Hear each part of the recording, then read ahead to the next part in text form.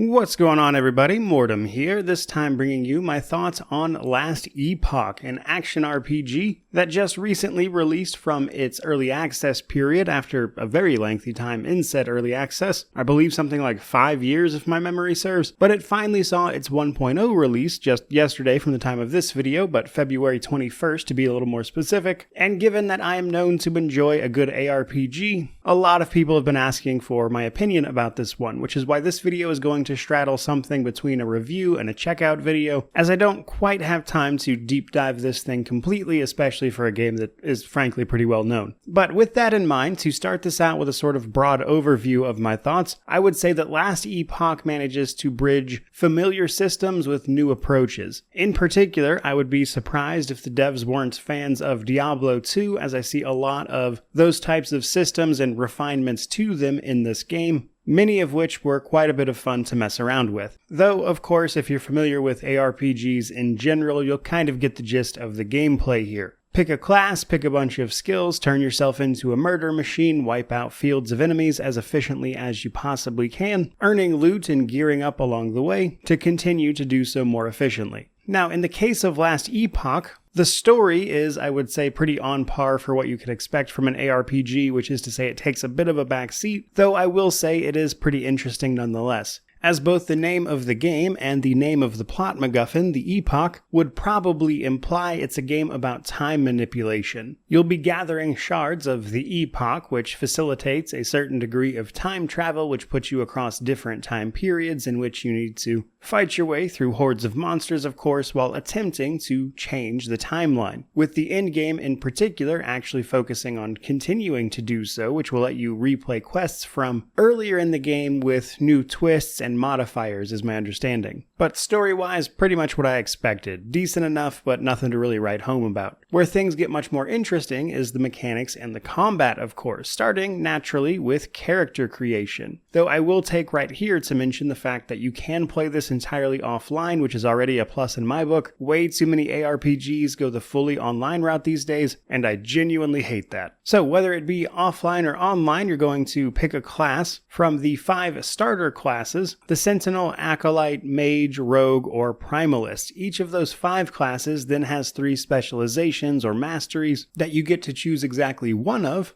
which will help customize your character a little further. They pretty much touch all the classics here, things like Paladin for the Sentinel, Druid and Shaman for the Primalist, Necromancer for the Acolyte, Sorcerer for the Mage, the usual suspects for a game like this. Though, how they interact with each other is a bit interesting. You won't pick your mastery until close to the end of Chapter 2 of the game, and while it will determine skills and things that you'll get, you can still pick up a degree of the passives from the other trees as well. But this choice is permanent, so it is quite a big deal. This is not something you can respec. But I mentioned that a lot of this was familiar to older systems while still innovating a little bit. To explain a bit of that, as we start killing things and leveling up, we will earn passive points. We spend these on our initial base class and then later on our mastery trees. Base class is pretty straightforward. You put points into the passives you want to get, which give you all sorts of bonuses, and as you accumulate passives, you'll unlock a few of your mainstay abilities, which you can see on the bottom there. You can continue to put points in these trees after this is finished, but obviously that takes away from expanding onto your masteries, so typically you're probably going to want to focus on individual things that specialize for your build. For instance, here with the Primalist, I have choices between things that give a companion health, myself melee damage, or simply make me tankier, or lean into the spell aspect of the Primalist, etc.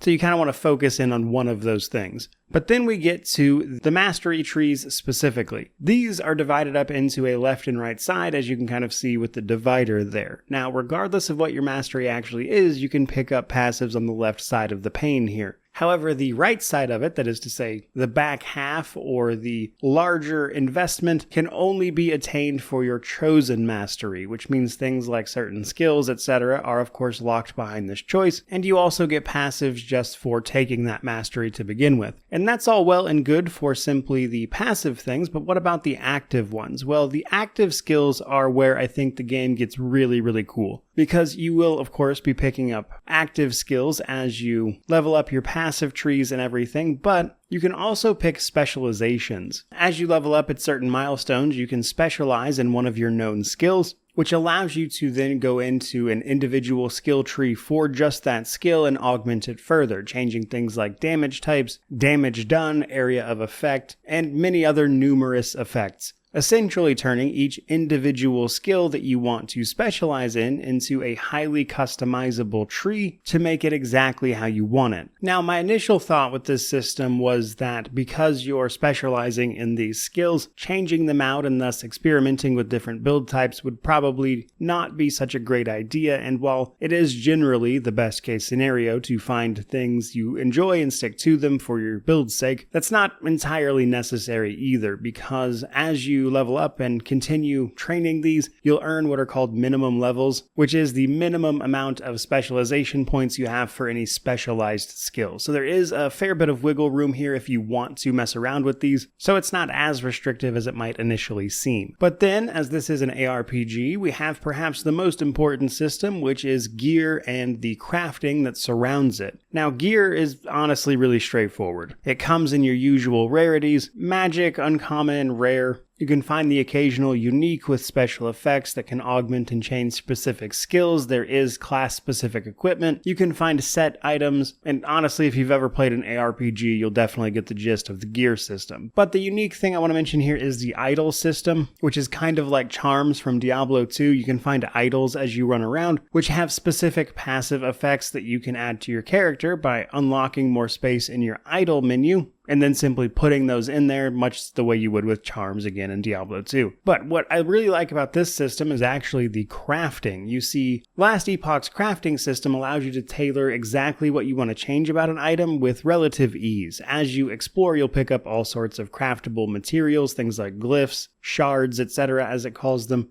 that allow you to focus on and change individual aspects of an item. That is to say, you can either upgrade its affixes, swap them out entirely, remove them, re-roll things on the item, add more even. It's basically up to you, but the limit being, of course, the shards themselves, as you have to have them, but also the item's forge potential, as everything you do to an item costs that potential, and you can only change an item so much. So this is a nice way to go after very specifically what you want, while not at the same time being an entirely free-form system that allows you to just immediately craft the best stuff, which is a not dissimilar approach the game takes to trading. Now, I didn't get a chance to experience much of this, but it's my understanding that the trading system sees you siding with either a merchant's guild if you actually want to trade things to people, or taking up a passive that allows you to simply loot more items from killing things out in the world. And that in order to get the most out of this system, you have to earn reputation with your chosen side of that faction system, which will then give you access to the better types of gear, etc. So on a systems level, I think this game really does have a lot going for it. It has a lot of user-friendly systems. The mechanics behind your class are easy to wrap your head around, while still allowing a pretty good depth of customization that I would say finds a nice middle ground between being way too simple and way too complicated. But then, of course, we have the actual combat of the game.